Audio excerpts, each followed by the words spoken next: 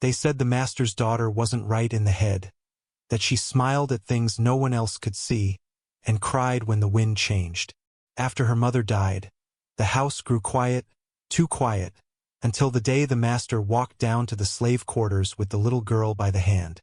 He said he couldn't raise her alone, that the women down there knew how to tend to broken things, and so he left her with them, his own child, barefoot, trembling, staring up at faces that had buried too many children of their own.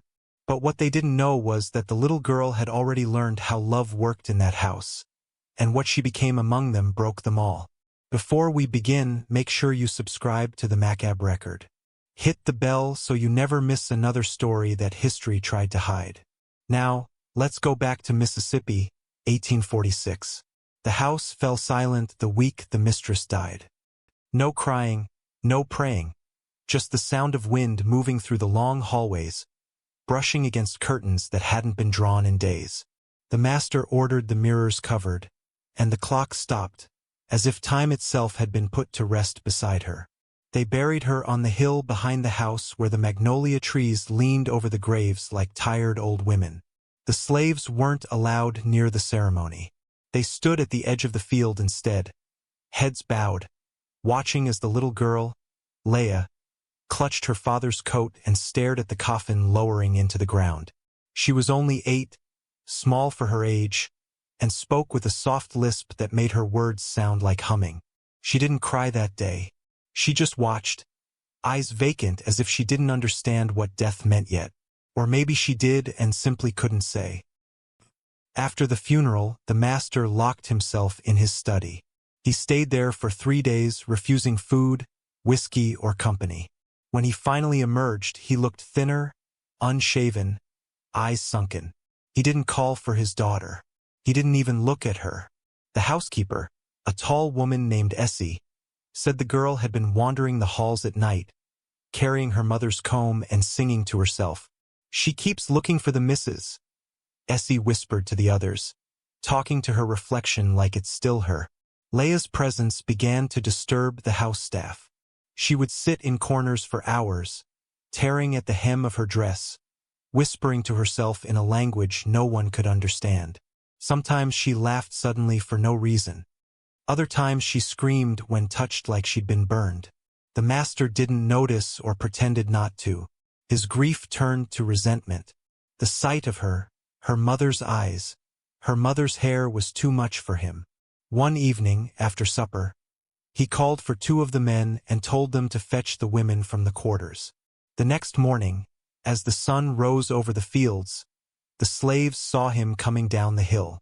His daughter walked beside him barefoot, clutching a small doll with one arm missing. She looked afraid but curious too. The men followed a few paces behind, silent. When they reached the quarters, the master stopped. He said the girl would be staying there, that he had work to do and she needed proper company. No one spoke. The women just stared at the small figure standing in the dirt, her hair tangled, her lips trembling.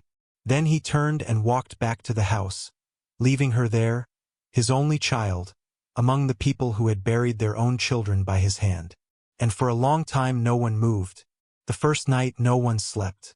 The little girl sat on a stool by the hearth, her bare feet tucked under her dress, watching the fire as if it might speak to her. The women whispered from their beds, unsure what to do. They'd been given no instructions, only the order that she would stay among them now. Old Mabel, the midwife, finally rose.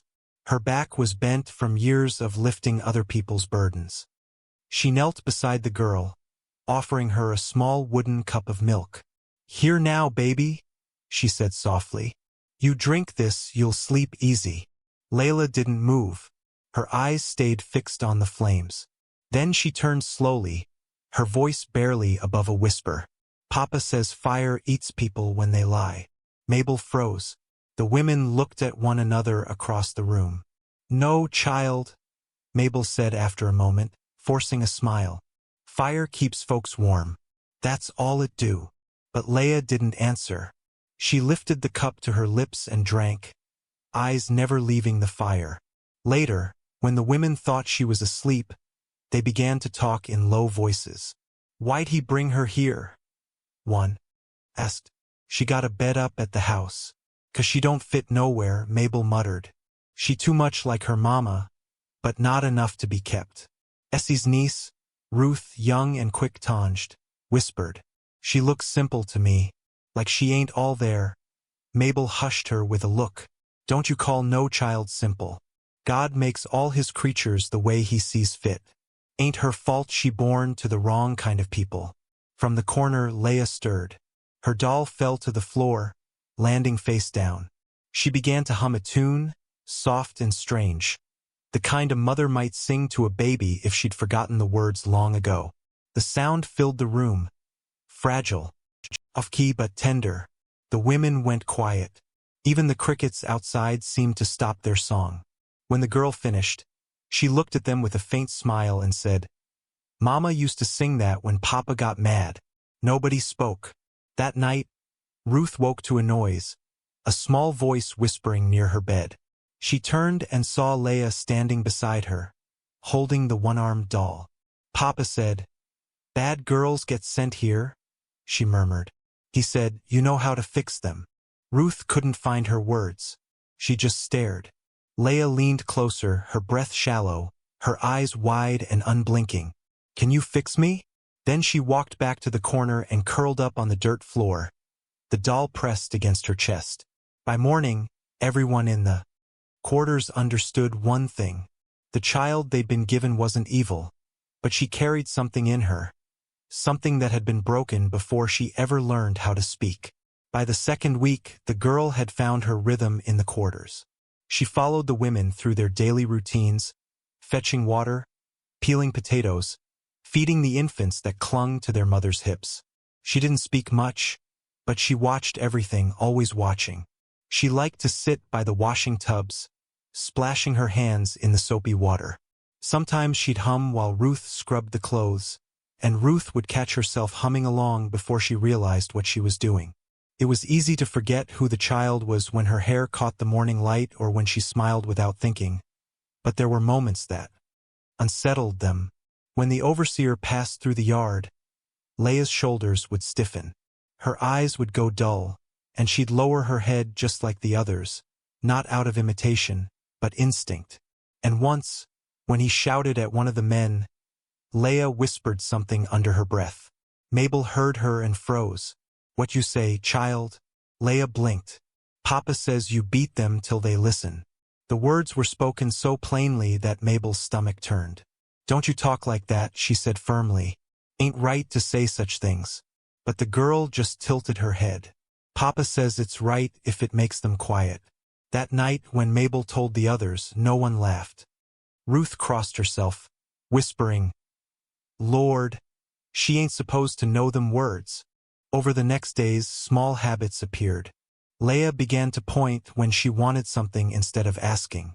She snapped her fingers at the younger children, told them to move quick, the same way she'd once heard her father bark at the servants. When the others corrected her, she'd frown and mumble. But Papa said that's how good folks talk. The women didn't scold her. They knew she didn't mean harm. But every gesture, every phrase carried the echo of her father's cruelty, softened only by her innocent confusion. Still, there were moments that broke their hearts. One morning, Ruth found Leah sitting outside, holding her doll upside down by the arm, whispering to it, Don't cry, Mama. Papa said, Don't cry. Ruth knelt beside her. Who you talking to? Sugar? Ella looked up, eyes wide. Mama's inside this one. Sound drifted through the quarters. A small, uneven tune, the child's voice rising and falling like a memory trying to find its way home. Weeks passed, and the little girl became part of the rhythm of the quarters. The women began to care for her the way they once cared for their own. Those who'd been sold, those buried in unmarked dirt behind the fields. They brushed her tangled hair, taught her to knead bread, even let her nap beside the babies in the shade. It wasn't pity that bound them to her. It was recognition. Something about the way she looked at the world, curious, broken, never quite understanding why people hurt each other, felt too familiar. Mabel took to calling her Little Missy. She said the Names softened the sting of what she was. Even Ruth, who'd first feared her, started to smile when the child tugged her sleeve or offered a wild flower from the creek. "Ain't her fault she'd come from him," Ruth said one afternoon. "She just got born in the wrong story." Still, strange things lingered. Leah laughed at pain, sometimes even her own. Once she tripped while carrying a basket of corn and scraped her knees bloody. When Ruth rushed to help, the girl only giggled, staring at the blood with quiet fascination. "It's red like Mama's dress," she said, and when the overseer's whip cracked in the distance, she didn't flinch like the others. She tilted her head, listening, then whispered, "Papa says, that sound means everyone's being good again." Mabel told her gently, "That sound don't mean good, child. That sound means sorrow." But Leah only looked confused, as if the words didn't fit together right. That night, as the rain came, Mabel found her sitting by the window, tracing patterns in the fog on the glass. "What you drawing, baby?" she asked. Leah smiled faintly. "A house with no doors?" "Why no doors? So Papa can't find me?" Mabel's heart broke a little more. The next morning, the master came down to the quarters for the first time since leaving her there. His boots sank into the wet earth. The women stiffened, hands frozen mid-task. He called for Mabel. "How's the girl?" he asked. His tone was clipped as though he were asking after a sick animal. Mabel's hands twisted in her apron. "She eats, she sleeps. The others look after her best. We can good," he said. "Keep her clean. Teach her to work. She can shell peas, carry water. She'll learn." Then his eyes shifted, cold and sharp. "Don't let her forget who she is." He turned to leave, and that was when Ela came running out from behind the hut, barefoot and muddy. She stopped short when she saw him. "Papa," she whispered. He didn't bend, didn't smile. He only said, "Mind what they tell you, girl," and walked away. Leah stood in the rain until he was gone. Then she looked up at Mabel and said, "Papa talks to God like that too." Mabel couldn't answer because in that moment she realized the child wasn't only repeating him. She was becoming him. The days grew longer and heavier. The air hung thick with heat and silence, and the rhythm of work dulled everything into habit. The women moved like clock hands, their bodies knowing what to do, even when their minds drifted elsewhere. And in the middle of it all was Leah, barefoot, humming, following them like a shadow that had forgotten its master. She had learned quickly, too quickly. She mimicked the way the older women folded rags, the way they hushed crying babies, the way they bowed their heads when the overseer passed. But what unsettled the most wasn't what she copied. It was what she remembered. Sometimes she'd stand in the doorway of the cabin, her voice flat, reciting words that had never belonged in a child's mouth. "Papa says, if you don't cry, the hurt don't count." Or, "Mama said Papa's love was heavy. That's why she sank." Mabel told the others, "That child ain't simple. She just full of echoes." One evening, when the sun was bleeding red across the field, Ruth caught Leah scolding one of the smaller children. The boy had spilled a bucket of water, and Leah's little hand came down hard across his cheek. The sound was sharp, out of place in the hush of the evening. "Don't you spill it again," she said, her voice steady, too calm. "Papa says bad ones get fixed that way." Ruth grabbed her wrist before she could strike again. "Layla," she hissed, "we don't hurt nobody here." The girl froze. For a moment, confusion flickered in her eyes. Then tears welled up and she began to cry. Not the sobbing of a frightened child, but the dry, trembling sound of someone who didn't know why they were sorry. Ruth knelt, holding her close. "He ain't here, baby. You don't got to be him." That night, Leah sat outside alone. She didn't eat, didn't speak. The fireflies blinked around her, tiny lights rising from the grass like lost spirits. When Mabel went to check on her, she found the child whispering to her doll again. "I did what Papa said," she murmured. "Now I'm bad too." Mabel crouched down beside her. "No, honey. You ain't bad. You just don't know different yet." The girl looked up, her face streaked with tears. Then who going to teach me different? Mabel didn't answer. She couldn't. The next day, the women noticed small things. Leah started rearranging their tools, giving orders to the younger ones. She repeated phrases she'd heard her father use. Do it proper. Don't talk back. You're mine when I say you're mine. It wasn't mockery. It was mimicry. The way children learn to walk or to pray, except what she'd learned to imitate wasn't love or faith.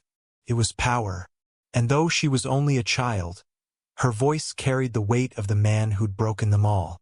By midsummer, Leah had become a fixture of the quarters, not just a presence, but a shadow that followed every task and echoed every word. She was too young to understand cruelty, yet too practiced at imitating it. Some mornings she would rise before the women, moving through the small cabin, touching their faces lightly as they slept, whispering words only she could understand. Other times she'd sit outside in the dirt, scratching circles into the ground with a stick, murmuring, "Work hard. Be still.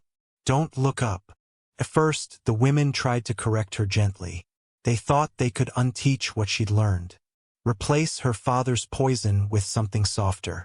Lullabies, small kindnesses, bits of laughter that drifted up like prayers between chores.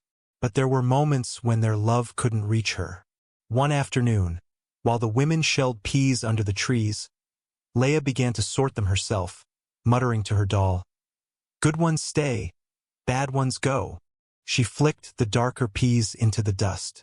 When Mabel told her to stop, Leah looked up, her face blank. "Papa says bad ones spoil the rest." Mabel took her by the shoulders. "You don't listen to what that man say no more. You hear me?" The girl stared at her, confused, then frightened. Her lip trembled. Then who do I listen to? No one could answer. That night a storm rolled in, shaking the quarters. Rain pounded the roof like fists and thunder rattled the floorboards. Most of the women huddled together, whispering hymns. But Leah sat alone by the door, rocking back and forth, whispering to the doll she'd named Mama. When the lightning flashed, her face glowed white against the dark, eyes wide and distant. She wasn't praying. She was listening for something only she could hear. Later, when the storm quieted, Ruth found her still sitting there. The doll was gone. "What you do with her?" Ruth asked. Leah looked up. "She didn't sing right." "What you mean?" "She kept saying Papa's name when I told her not to." Ruth's stomach turned.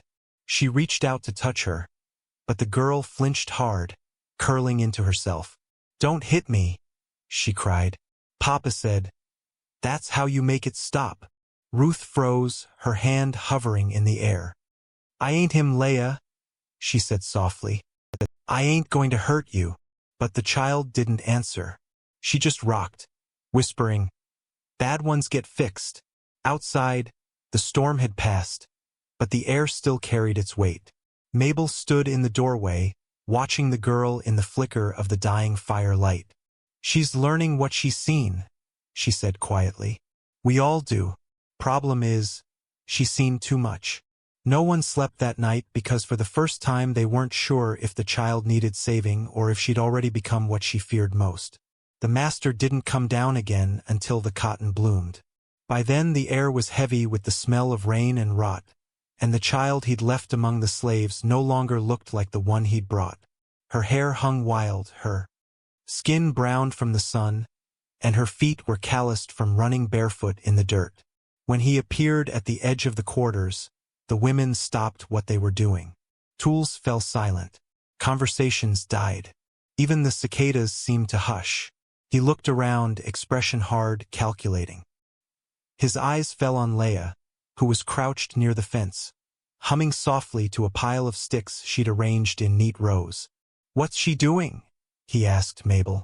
Mabel hesitated. "She's up playing, sir. She builds things, keeps her quiet, playing." He took a step closer. "Looks to me like she's making graves." Leah turned then, smiling faintly when she saw him. "Papa," she said, her voice calm, almost practiced.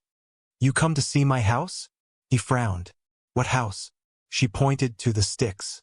This one is where good ones go when they stop crying. The master blinked. Who told you that? You did? She said it plainly, like a fact she couldn't unlearn. For a moment, his jaw tightened and something behind his eyes flickered. Guilt, maybe, or disgust. He turned to Mabel. You teach her that? Mabel's voice cracked. No, sir. Ain't nobody teach her nothing like that. He stared at them all as though waiting for one of them to confess. Then he looked back at the girl who had gone back to her work, patting the dirt gently around each tiny grave. Get her washed, he said coldly. She's coming back to the house. I've had enough of this foolishness. Mabel started to protest. Sir, but his glare cut her short. She's my blood. I'll not have her living like one of you. He turned and started back toward the main house, boots crushing the flowers along the path. When he was gone, Leah looked up, her small brow furrowed. Did I make him mad again? Ruth knelt beside her. No, baby. You didn't do nothing wrong. Yes, I did. Leah's voice broke, trembling with something that sounded more like shame than fear. Papa says, bad ones make him tired. I make him tired. She pressed her dirty hands together as if in prayer. Maybe if I stop talking, he won't see me. That night she refused supper. She sat by the doorway again, humming her mother's broken song. The sound of it carried through the quarters like smoke, soft, cracked, and full of something no one could name. And when Mabel looked at her from her cot, she thought, the Lord help her. He took her away to make her proper again. But he don't know. He's the one she learned it all from. The day the master came for her, the quarters fell quiet as a church before dawn. The men stopped chopping wood. The women froze mid-wash. Even the children, those who'd grown used to the small joys that came between grief, stood still. He came on horseback this time, dressed sharp and polished, as if appearances could undo the rot that had settled in the house. 2 of the overseers followed behind him, though they didn't look her way. They knew the story of the girl, and like everyone else, they didn't speak it aloud. Leah was sitting by the steps, humming softly to herself, the hem of her dress damp with morning dew. When she saw the horse, she smiled faintly. Papa, she said, as though she'd been expecting him all along. He dismounted slowly. Come here, girl. She hesitated, glancing toward Mabel. The old woman gave a small nod, though. Her throat was too tight to speak. Leah rose, brushing dirt from her dress, and walked toward him barefoot. When he reached down to lift her onto the horse, she flinched, just a small twitch, but enough that his hand froze midair. His expression darkened, the shame behind his eyes twisting into something meaner. Don't act scared, he said. Ain't no reason to be. He lifted her up and swung into the saddle behind her. The women watched in silence as they rode up the hill, the child's small figure pressed against his coat, her face turned toward the wind. That night, the house was lit again for the first time in months. Candles glowed behind the tall windows, and music drifted faintly through the trees. The old piano, off-key, but desperate, filling the silence she'd left behind. From the quarters, the women listened. Mabel murmured a prayer. Ruth said nothing. She just stared at the lights and whispered. He took her back to kill what's left of her. Inside the house, the girl sat at the dining table, her hands folded neatly like her mother's once had been. The master poured himself whiskey after whiskey, his jaw tight. You've been living like them long enough, he said finally. You'll eat proper now. Speak proper. No more foolishness. She nodded, her eyes downcast. Yes, sir. But as she spoke, her voice shifted low, cold, mimicking his, the same tone he used when giving orders. He froze, glass halfway to his lips. What did you say? She blinked, confused. I said yes, sir. But it wasn't confusion. It was repetition. He realized then she was giving his words back to him exactly as he'd given them to others. For the first time, he saw himself sitting there, not in the mirror, but across from him. in the body of a small broken girl who didn't understand she was only acting out the world he'd built. He turned away, his hand shaking as he refilled his glass. "Go to bed," he muttered. "You talk too much." She rose obediently and left the room. But before she disappeared down the hall, she whispered, "Papa talks too much too." The sound of her small feet faded, leaving him alone with the echo. Days after Ila's return, the house began to breathe again, but not like it once had. Its rhythm was strange now, uneasy, as though the walls themselves knew something had gone wrong. The servants spoke in whispers. The master moved through the rooms like a ghost, too proud to admit he'd died already. Leia followed him everywhere. She sat on the floor beside his chair when he read, repeated his words under her breath, copied the way he crossed his legs, the way he rubbed his thumb against the rim of his glass before taking a drink. Sometimes she even sat at his desk when he left the room, arranging his papers just so, pretending to sign her name the way he did, though she couldn't write a single word. At first, he found it harmless. He even laughed once, a hollow sound that startled the housekeeper. "She's learning," he said, taken after her daddy. But that laughter didn't last. One evening when supper was served, she sat across from him, hands folded, waiting for him to speak first. When he began blessing the food, she bowed her head too. But when he finished, she didn't raise it. She stayed bowed, lips moving silently. "What are you muttering, girl?" he asked. She looked up, her eyes calm. "I said what you said to Mama before she died." The words hit him like a hand across the face. He stared at her, pale and still. "And what was that?" She hesitated, tilting her head like she was searching for the right sound. "You made me love you wrong." The fork slipped from his hand. "Who told you that?" he said sharply. "Who said that to you?" "Mama did," she answered. But her mouth didn't move. He slammed his glass down. "Enough. You hear me? Enough of this nonsense." She flinched, shrinking back. "I didn't mean bad." But something had already shifted inside him. He saw her not as his child anymore, but as the living proof of his shame, his wife's eyes, his own cruelty, and all the things he couldn't control staring back at him from that small, trembling body. The next morning, he made her stand before the mirror in her mother's old room. "Look at yourself," he said. "You ain't one of them. You're mine. You'll remember that." She nodded faintly, staring at the reflection as though she didn't recognize the girl looking back. Then she whispered, "She looks like you when you get mad." He raised his hand but stopped himself. The room went still. For the first time, he realized he wasn't looking at his daughter anymore. He was looking at the mirror image of the man he'd taught her to be. He turned away, his voice shaking.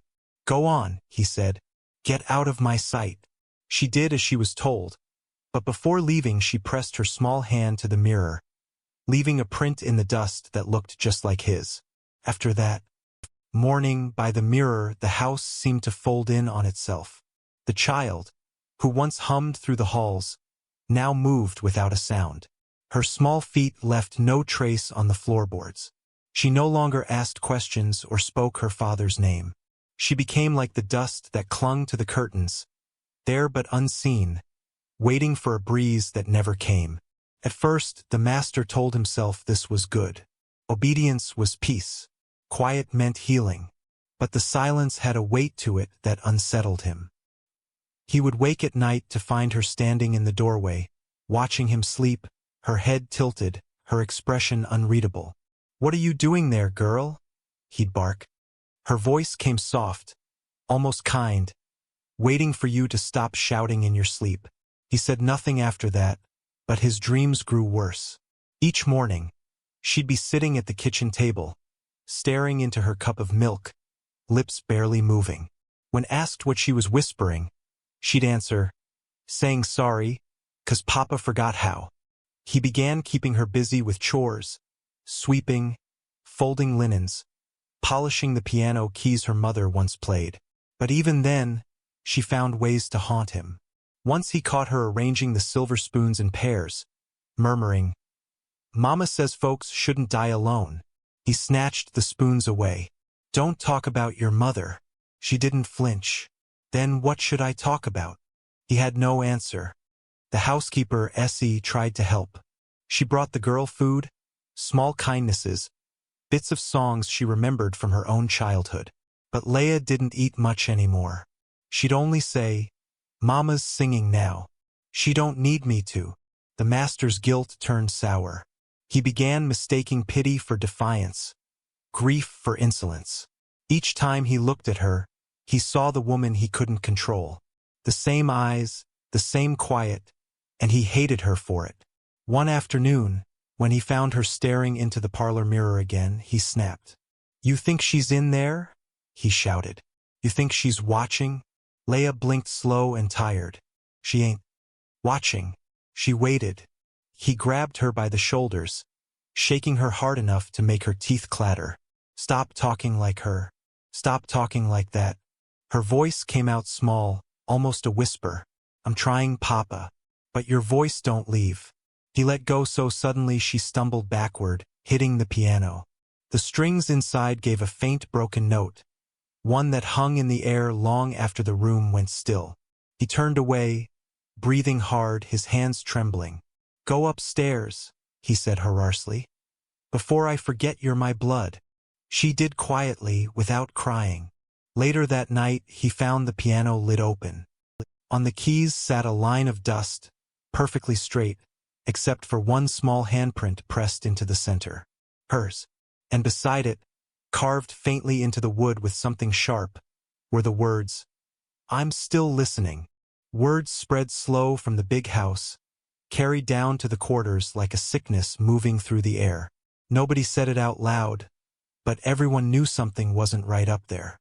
The lights burned late, later than they ever had before, and sometimes in the quiet after midnight, the wind carried sounds that didn't belong to the living. The crack of a belt, the slam of a door, a man's voice rising and breaking, and the soft, muffled hum of a child who no longer cried. Mabel was the first to hear it clear. She'd stepped outside one night to pour out her wash water when she saw the faint glow in the upstairs window, one candle still burning. And though she couldn't see much, she could hear the rhythm of something heavy striking wood again and again. She pressed a hand to her mouth, whispering, "Lord, don't let that be her." By morning, Leah had bruises on her arms. The housekeeper said she'd fallen, but no one believed that. When the field hands came up to deliver corn, Ruth caught a glimpse of the girl through the kitchen window. She was sitting at the table folding napkins with the careful precision of someone who had been taught that stillness was safety. Her lip was split. Her eyes were blank. That night, Mabel gathered the others in her cabin. "She's up there, dying slow," she said, "and ain't no one coming to save her." Ruth's hands were shaking. "What we supposed to do? He's the master. You go near that house, you don't come back." "Maybe," Mabel said, "but I can't sit here listening to that child forget how to be human." The next night, they waited until the fields were quiet. Mabel and Ruth crept toward the big house, barefoot, keeping to the shadows. The smell of whiskey floated from the open parlor window. Inside, the master sat slumped in his chair, his shirt undone, his hand gripping a half-empty bottle. Leah was kneeling on the floor beside him, picking up shards of glass from where he dropped his drink. He watched her the way a man watches his own reflection, disgusted, but unable to turn away. "You're going to keep pretending you can't understand me," he slurred. She didn't answer. He leaned forward, his voice low and sharp. "You hear me?" Finally, she looked up. "I hear you always," she said softly, "even when you ain't talking." Something in that answer broke him. He slammed the bottle against the wall, the sound echoing through the house. "You ain't her," he shouted. "You'll never be her." Leah didn't move. She just whispered, "I know." You made sure. Mabel clutched Ruth's arm, pulling her back from the window. "We can't stay," she hissed. "He'll see us." But as they turned to leave, Mabel heard the faintest sound drift from the room. A single piano key pressed in the dark, trembling under a child's hand. After that night, something in the master broke for good. He stopped speaking to the servants, stopped working the books, stopped leaving the house altogether. He spent his days moving from room to room like a man wandering through the wreckage of his own life, and his nights with a bottle in his hand and a voice that didn't sound like his anymore. Only Leia stayed close to him, not out of love, not out of fear. It was something quieter, something the women in the quarters would have called duty, born of loneliness. She rose when he rose, shadowed his steps, repeated his movements as if the two of them were bound together by the same tired soul. If he slammed a door, she did too. If he drank from a glass, she'd pour herself water and lift it in the same slow motion, lips trembling with the effort of matching him. Sometimes when he'd drift into sleep at his desk, she'd stand behind him, eyes wide and distant, whispering, "You don't got to shout anymore, Papa. I hear you just fine." He'd wake with a start, looking around the room as though her voice had come from the walls. By August, the servants began avoiding the house altogether. They said it smelled wrong inside, like whiskey and candle wax, and something sweet turning sour, and every night they swore they heard faint music, one hand playing slow, uneven notes on the piano upstairs. Mabel begged the housekeeper, Essie, to intervene. "You go up there. Tell him that child needs someone else to tend her," she said. "He'll listen to you." Essie shook her head. "He don't listen to no one no more. That house is his grave now. Hers too if she stays." But by then it was already too late. One evening, the master sat in his wife's old room with a candle burning low. The mirror she used to comb her hair before church still hung above the vanity, warped with age. He was drunk again, his eyes red, his hands unsteady. Behind him, Leia stood barefoot, silent. He looked at her reflection instead of her face. "Why you looking at me like that?" he said quietly. "Ain't you tired of me yet?" She didn't answer. Her small fingers twisted the hem of her dress. He gave a bitter laugh. "You're the only thing left that looks at me." He turned toward her, reaching out to touch her cheek, but she stepped back. His hand froze midair. "You afraid of me?" Her eyes didn't move. "You told me to be." For a long time, neither of them spoke. The candle sputtered, shadows trembling across the wall. Then she said softly, "When you hurt me, I sound like you. When I'm quiet, I sound like Mama. I don't know which one to be." The glass of whiskey slipped from his fingers. It hit the floor and rolled under the vanity, spilling amber into the cracks. And for the first time the master began to cry.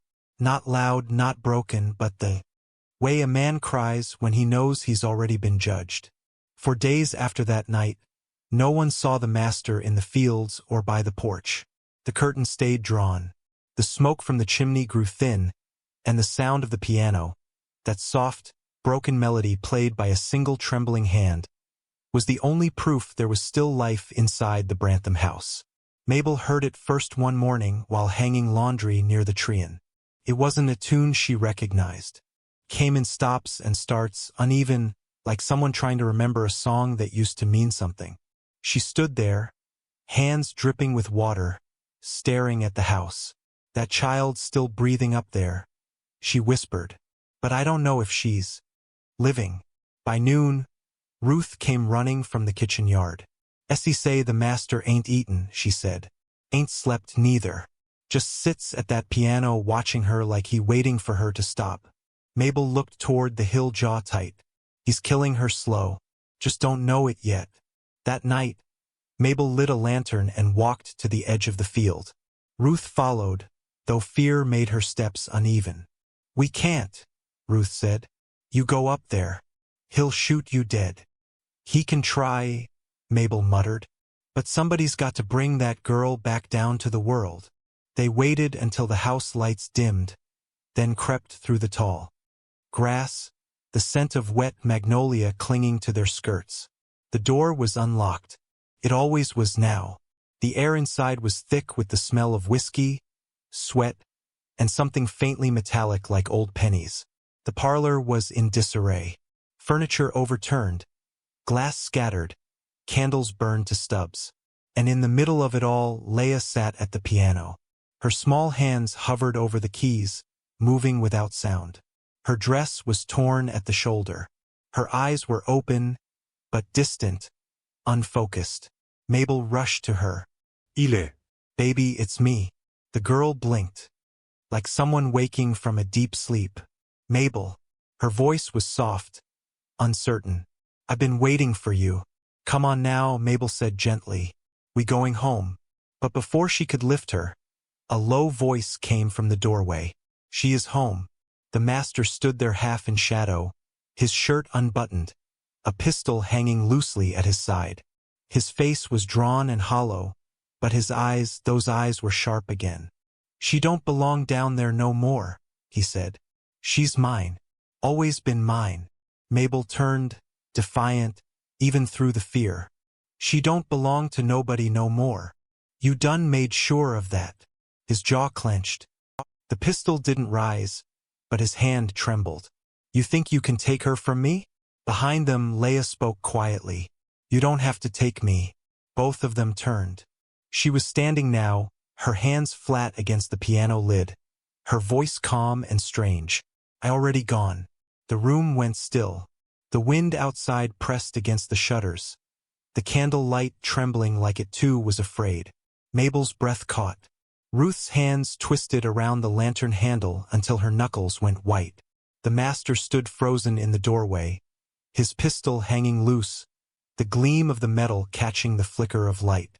Layla stood by the piano, bare feet in the dust, her head tilted the way her mother's once had when she listened to sermons she didn't believe in. I already gone, she said again, her voice calm but not hollow, like she was describing a truth that no one else could see. The master's throat worked. Don't talk, foolish girl. He took a step forward. She didn't move. You hear me? His tone sharpened. You ain't gone nowhere. Her gaze flicked toward Mabel and Ruth, then back to him. I ain't here either. He faltered, eyes narrowing as if trying to understand. Then his voice cracked, low and ragged. I gave you everything I had left.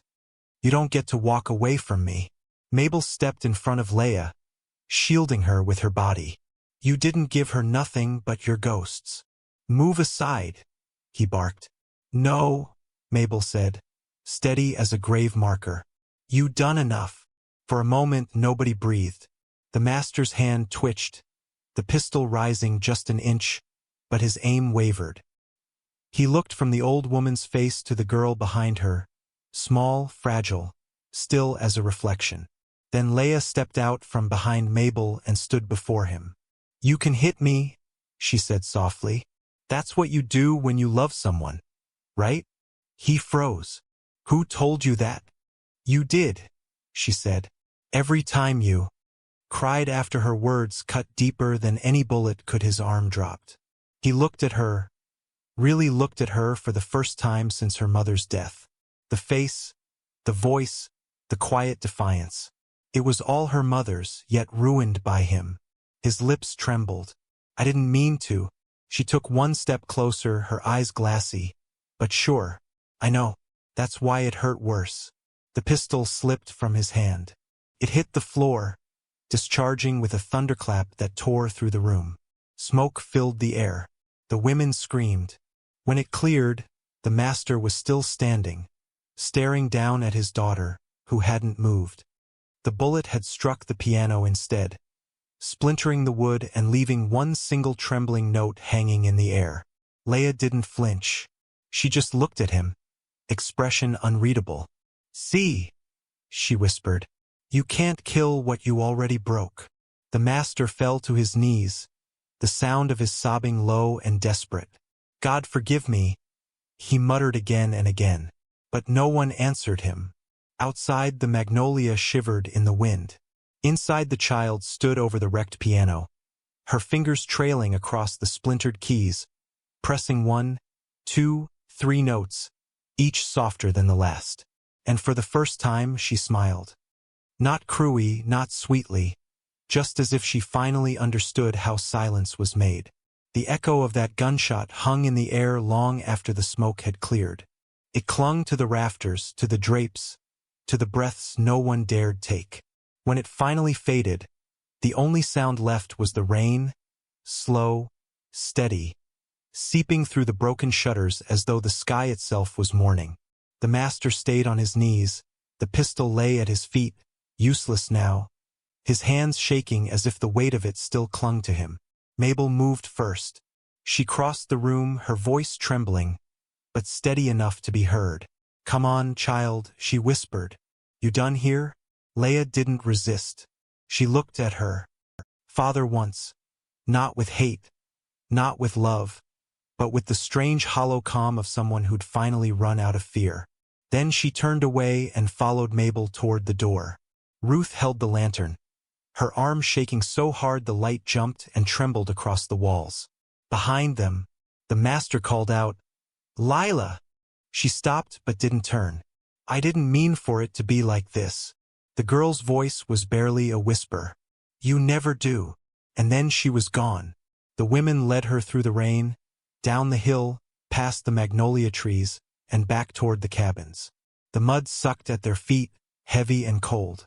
When they reached the quarters, no one spoke. The others gathered at the doorways, faces pale in the lamplight, watching as Mabel wrapped the girl in a blanket and sat her by the fire. Leia didn't cry. She just stared into the flames, her reflection dancing across her eyes. "Can I stay here now?" she asked. Mabel brushed damp hair from her forehead. "You can stay as long as you need, baby." The girl nodded small and slow.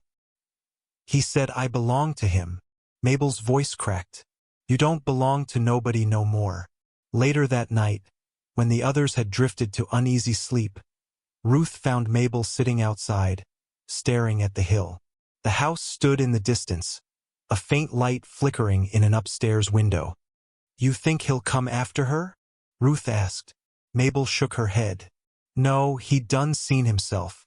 That's worse than death for a man like him." And she was right. The next day, no one saw the master in the fields. The following morning, the smoke from his chimney stopped rising altogether. Some said he'd locked himself in the study. Others whispered that he'd gone down to the river where his wife was buried and never come back. Leia stayed quiet for days. She slept by the fire, holding the one-armed doll tight against her chest. When she did speak, it was only to say, "Papa's house, don't sound no more." No one corrected her because in truth it didn't. The house on the hill had fallen silent, and silence was all he had left to give her. Summer slid into autumn, and the Brantham plantation began to rot from the inside out. The cotton fields still bloomed, the river still moved, the crows still circled the hill, but the life of the place had drained away like blood soaking into dirt. The big house no longer sent down orders. The master's shutters stayed closed. No lamps burned past dusk. At first, the overseer tried to keep the work moving, barking at the men, demanding quotas, pretending the world hadn't shifted. But the slaves knew the truth. The master's silence had turned the land hollow. There was no command, no direction, just echoes. And at the center of those echoes was Leia. She lived among them now, sharing their meals, sleeping on the floor beside Mabel's cot, speaking only when spoken to. The women treated her gently, like a child who'd been left too long in the cold. Ruth swed her a new dress from scraps of muslin, white and plain. She looked almost like an angel now, Ruth said, trying to smile. Mabel's answer was quiet. "Angels ain't born from pain, child. They just visit it." At night, the girl still hummed to herself, soft and tuneless. Sometimes she whispered to her doll again, but the words had changed. "Don't cry, Mama," she'd murmur. "He can't reach no more."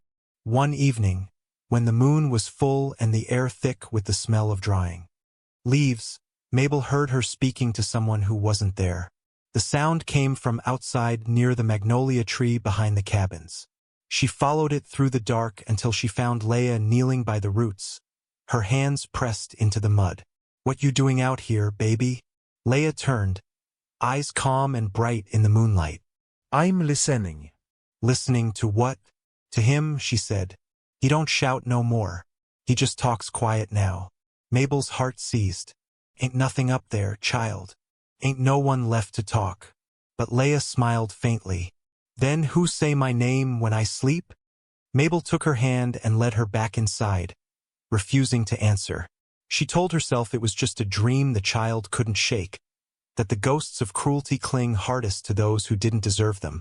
But later, when the fire burned low, she heard the girl hum again, a slow, dragging tune, and beneath it, so faint it might have been the wind, a man's whispering voice following each note.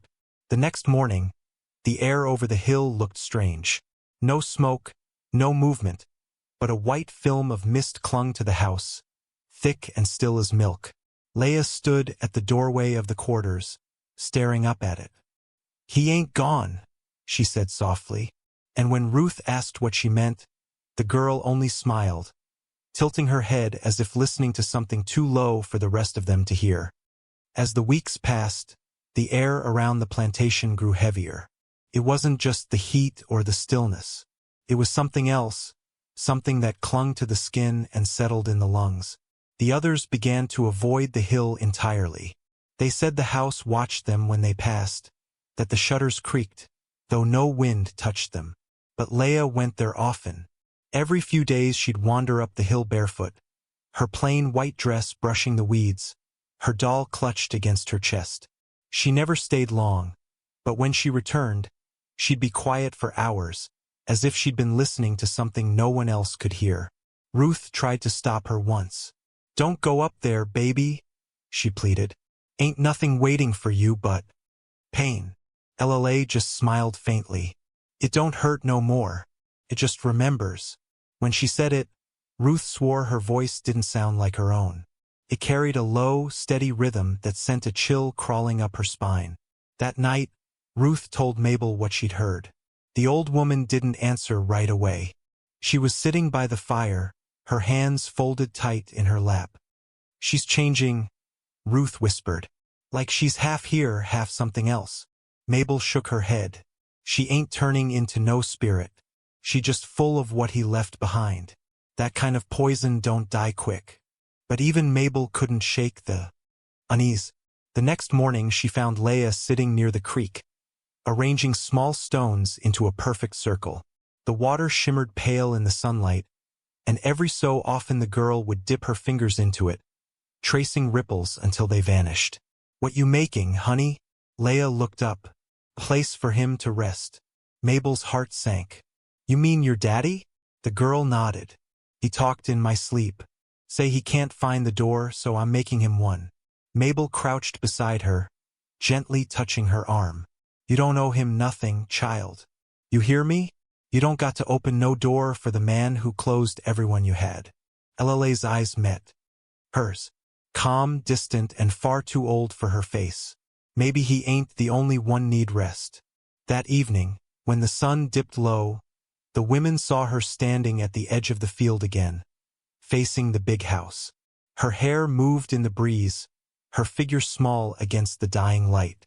"Lila," Ruth called. "You come back now." But the girl didn't move. She raised her hand slowly as though waving to someone unseen. Then she whispered something that carried faintly on the wind. "Papa says it's time to be quiet again." When she turned back, her eyes looked different, emptier, softer, as if something had settled behind them. Mabel's hands trembled as she drew the child into her arms, whispering a prayer. She couldn't finish because deep down she understood. The man's body might have vanished into the hill, but his voice hadn't, and now it spoke through hers. The winter that followed was thin and gray. The fields stood bare, the river ran low, and a frost settled across the plantation like a shroud. Most nights the quarters went to sleep early just to keep warm. But sometimes when the wind came down from the hill, they heard something that kept them awake. It wasn't the cry of an animal or the creak of the trees. It was humming, a low, steady hum that drifted across the empty fields, carrying with it a tune that didn't belong to anyone still living. Ruth said it was the wind. Mabel knew better. She found Leia standing outside one night, facing the direction of the big house, her breath rising white into the cold. The girl was humming softly, rocking slightly on her heels, her doll tucked under her arm. "What you doing out here, baby?" Mabel asked gently. LLA didn't turn. "He says it's lonely up there." The quiet too heavy Mabel's heart thudded. "Ain't nobody up there, Leia." The girl finally looked back, her lips pale, her eyes reflecting the faint moonlight. "That's what you think." The next morning, strange things started to happen in the quarters. The women would find their tools rearranged, their laundry pulled from the lines, their water buckets knocked over. The men said it was rats or wind, but Mabel saw the pattern, everything disturbed in the same precise way the master used to inspect. When she asked Leia about it, the girl only said, "He don't like mess." The others began to keep their distance from her. They still cared for her, but fear had crept into their tenderness. She had a way of standing too still now, of looking through people rather than at them. Her small voice, once soft and uncertain, carried a tone of command that made even the strongest among them freeze for a moment before remembering she was only a child. One evening, Ruth found her in the yard talking to no one. Her back was to the light, her shadow long against the dirt. "Who you talking to, baby?" Ruth asked. Hila didn't answer at first. Then she said, "I told him to stay quiet. He listens sometimes." Ruth swallowed hard. "He gone, Leia. You hear me? He gone for good." The girl smiled faintly. "Then why you whisper his name when you scared?" Ruth took a step back. The air between them felt colder somehow that night. She told Mabel, "That child carrying something that ain't hers." Mabel didn't disagree. "Ain't her fault," she said quietly. "She just the echo. The rest of us, the ones who remember, we're the walls that make it bounce." The next day, Leia stopped answering to her name altogether. When Mabel called her, she'd look up slowly, tilt her head, and say, "That's what she used to call me." "Who, baby?" Mabel asked, dread creeping up her spine. Leia smiled, soft as a prayer. "Mama." And then she went back to humming, her voice the same calm rhythm the master once used when he spoke before he broke someone. By the time the frost began to melt, Mabel knew she couldn't wait any longer. Whatever had settled inside the girl was spreading, quiet, steady, like water under a door. The others had stopped looking her in the eye. Even the children avoided her shadow, and Leia, once restless and curious, now moved through the days like she was made of smoke. One morning, Mabel found her sitting by the fire, staring into the flames. "You eat yet?" she asked. Leia didn't answer. Her lips moved, but no sound came. Mabel knelt beside her. "Baby, talk to me." LLA blinked slow and heavy. "He don't like me talking too loud," she whispered. Mabel's breath caught. "Ain't no one here to tell you what to do." The girl turned, eyes pale in the firelight. "He's still here." "Where?" "Everywhere." That word chilled Mabel more than any winter wind. That evening, she went to Ruth's cabin. "We taken her to the river," she said. "Tonight." Ruth froze. "The same river they buried her mama by." Mabel nodded. "She need to see where love stopped and sorrow started. Maybe then she'll let go of what ain't hers." They wrapped Leia in a shawl and led her through the dark fields. The moon hung low, half hidden by clouds. The air was thick and wet, the smell of cypress and silt rising from the riverbank. When they reached the spot, Leia stopped. "This where Mama sleep," she said softly. Mabel nodded. "That's right." The girl crouched beside the muddy edge, her fingers tracing circles in the wet earth. She said Papa cried when they put her here. "That ain't crying, baby." Mabel said that was guilt. "Ain't the same thing." LLA was quiet for a long moment. Then she whispered, "He still want me to say sorry." Mabel knelt beside her, took her hands in her own. "You don't owe that man no sorry. You hear me? He the one should have begged you for it." The girl looked up, eyes glassy but calm. "If I don't say it, he don't sleep." "Then let him stay awake," Mabel said. "Let him walk them halls forever. That's his burden, not yours." The wind shifted then, carrying the faintest sound. A single piano note, distant and low, like the memory of something that refused to die. Ruth crossed herself. Lord, he's still calling her. Leah rose to her feet. Her face was unreadable now. He say he's sorry, she murmured. Mabel's voice broke. He ain't got the right. But the girl stepped closer to the water, her reflection trembling across the surface. He say he can't find the door. He want me to open it. Don't you dare, Mabel warned. Leah turned her head, the moonlight catching her hair. Maybe I'm the door. Then she pressed her palms flat against the water. It rippled outward, slow and silent, until the surface turned white as milk. The river seemed to hold its breath. The ripples spread outward from Leah's hands, glowing faintly in the moonlight, a pale shimmer rolling across the black water. Mabel and Ruth stood frozen behind her, afraid to move, afraid to speak. Leah, Mabel whispered, come back now. That water too cold. You hear me? But the girl didn't move. She knelt there, palms pressed flat against the surface, her reflection trembling like a living thing. The white sheen grew brighter, swirling around her fingers, climbing up her arms like veins of light. He say he tired, Leah murmured. He say he can't rest till I forgive him. Mabel's heart thudded in her chest. You don't owe him that. He don't deserve peace. The girl's voice was calm, detached, as if she were listening to something far away. Maybe I do. Maybe if I let him rest, he stopped talking to me. Ruth took a step forward. And if you don't? Leah looked up, her eyes distant, unfocused. Then maybe I'll go where Mama went. Maybe it quiet there. The air around them grew heavy, thick with mist rising from the river. It swirled around the girl's small frame, catching the moonlight in strange ways, like smoke made of bone dust. The surface of the water shimmered white, milky, and still. Lila! Mabel shouted, rushing forward. She grabbed the girl's shoulders, trying to pull her back. But Leah didn't resist. She only turned her head slowly and said almost gently, he says it don't hurt no more. And then she smiled. It wasn't a child's smile. It was too knowing, too tired, the kind of smile that belongs to someone who's seen the worst of love and still chooses to meet it halfway. A low rumble rolled through the ground. The river churned suddenly, bubbles breaking the surface, the water swirling white and red in the moonlight. Mabel yanked her backward, both of them falling hard into the mud. When they looked up again, the glow was gone. The river had gone still, black and calm as before. Only the faintest white residue lingered at the edge, thick as cream.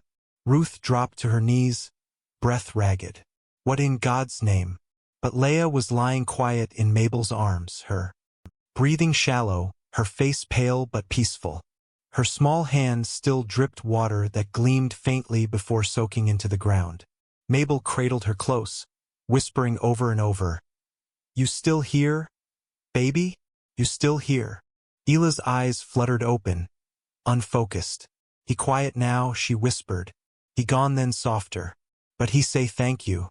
Mabel felt something inside her break, not from fear, but from understanding. The girl hadn't freed him out of forgiveness. She'd freed him because she couldn't carry him any longer.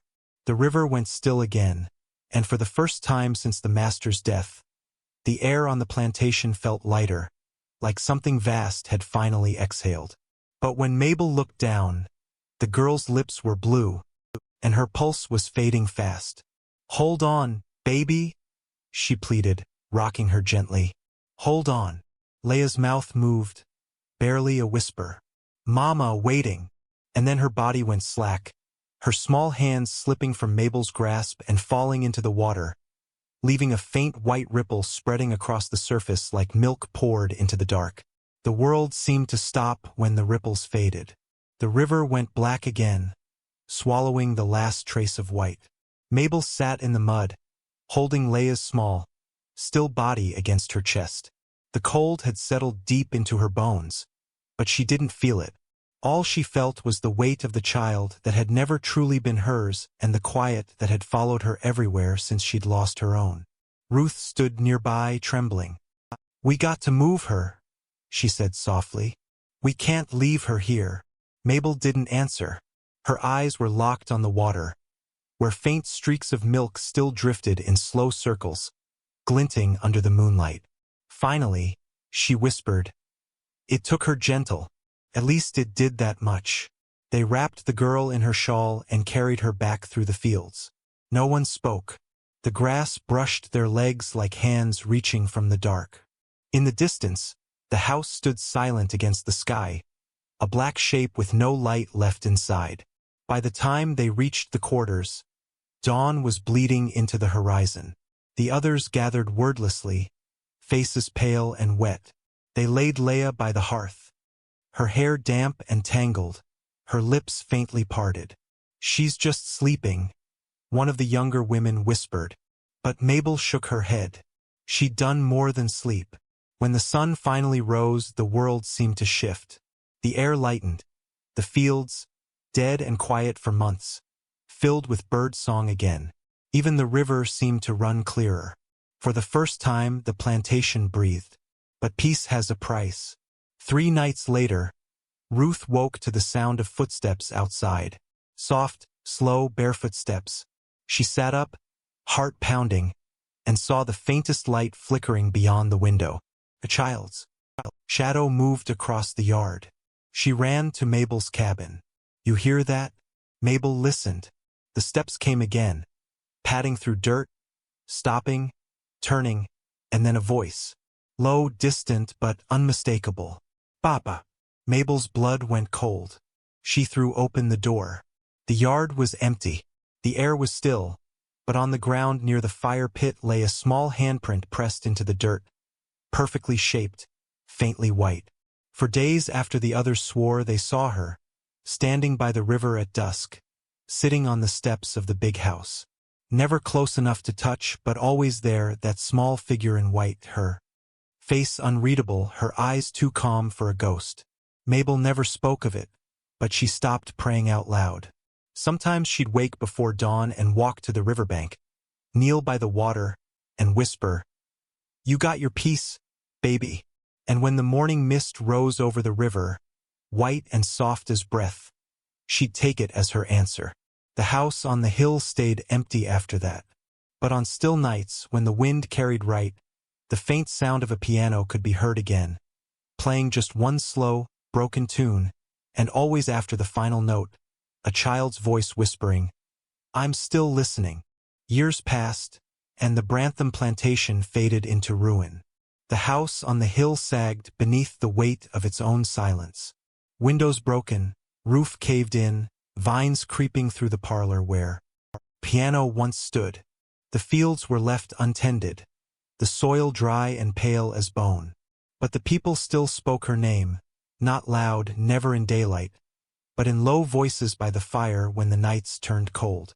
They said the master's daughter never truly left, that she wandered between the cabins and the riverbank barefoot, her white dress glowing faintly in the dark. Some swore they saw her kneeling at the water's edge, pressing her small hands to the surface, whispering to someone just beneath it. Others said she walked the halls of the big house, her footsteps light as dust, pausing by the piano as if waiting for a tune that would never start again. The older folks called her the listening child. The younger ones called her the quiet girl. But the name that stayed, the one that turned to legend, was the Milk Daughter. They said the river still curdled white some mornings when the fog rolled in low, thick as breath. And if you stood too close, you could hear the faintest echo of her humming. A soft, broken melody carried by the mist, neither joyful nor mournful, just there. The way grief lingers in a room after the crying stops. Mabel grew old. Her hands stiffened, her hair turned silver, but she never left that land. She tended the graves near the magnolia tree, and every year on the night the first frost came, she walked to the riverbank and lit a single candle. Not for the master, not for the wife, for the girl, the one who'd been both victim and vessel, who had carried cruelty like a voice inside her and found a way to quiet it. One night, a child from the newer families followed her there. "Miss Mabel," he whispered, Why you light that candle every year?" She didn't turn. Her eyes stayed fixed on the water where the candle flame trembled in the reflection. "'Cause some souls don't rest where they die," she said. "They rest where they forgive." The boy frowned. "She forgive him?" Mabel's voice cracked just slightly. She let him go. "That's harder." As the years passed, the story changed. The names blurred. The truth softened as it always does. But the river kept its color. No one drank from it. No one washed their clothes there. It wasn't cursed, they said, just remembered. And on certain nights, when the moon hung low and the air turned heavy, people claimed they saw a woman standing by the water, tall, calm, holding something small against her chest. Sometimes she looked like the master's wife, sometimes like his daughter, sometimes like both. But she never spoke because the story had already said enough. Time did what it always does.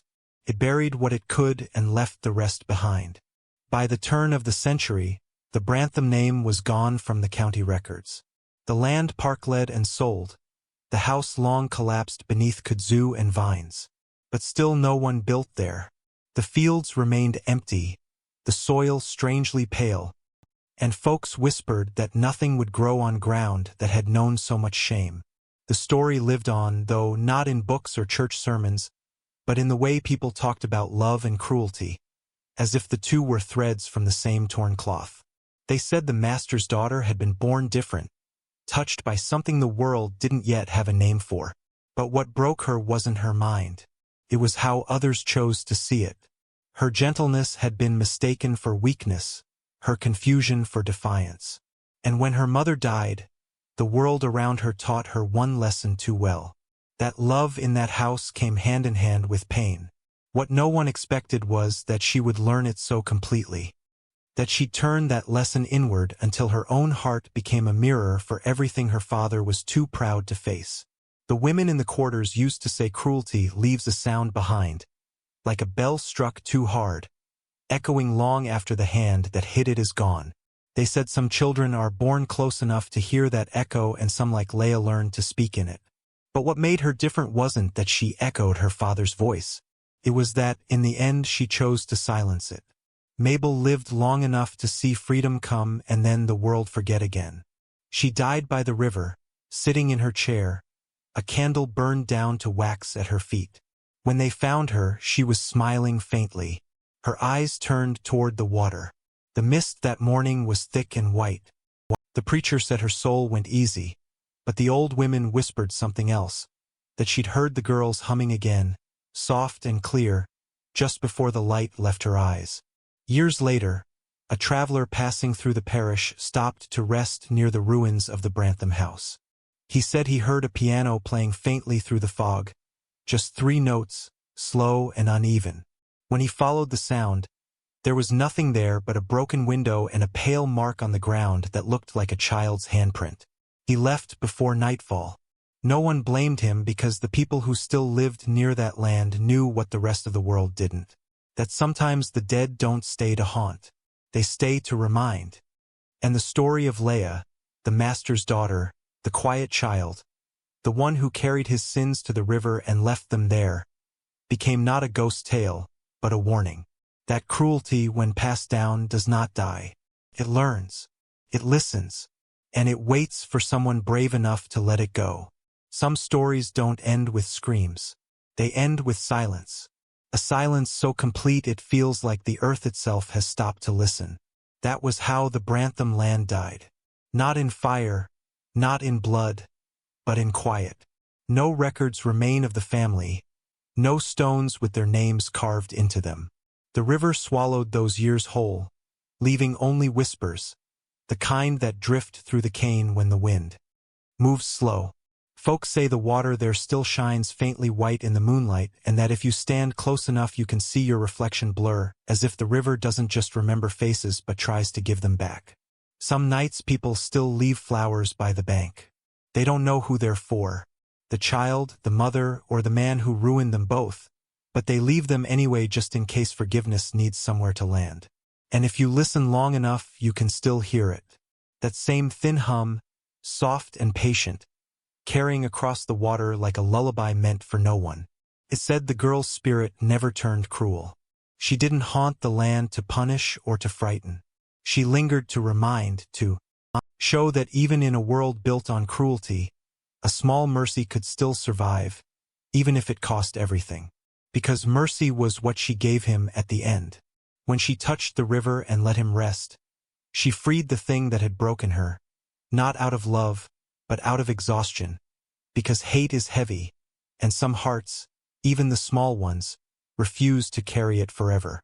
Mabel's descendants kept that story alive long after the house fell. They told it to their children, not as a ghost tale, but as a lesson about the weight of memory, about what happens when pain is handed down and called tradition. And they always ended it the same way. They said that when cruelty lives too long in one place, it doesn't vanish.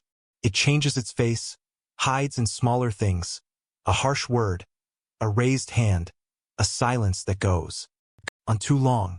But it can still be broken. All it takes is one person willing to stop listening to it. So when the fog rolls over the Brantham Fields and the river glows pale beneath the moon, the people nearby still close their windows and whisper, "Let her rest." And the night does, because that's what she'd been asking for all along. Not to be remembered for what she suffered, but for what she ended. The cruelty, the echo, the voice, and the silence that followed wasn't just an ending, it was peace. Some stories fade with time. This one didn't. It stayed not because of what was done, but because of what was left behind. The Brantham plantation is gone now. The river runs quiet. But silence has a memory, and cruelty has a way of finding new names, new homes, new hearts to live in. Maybe that's why we tell stories like this one. Not to glorify pain, but to remember what it sounds like when someone finally refuses to pass it on.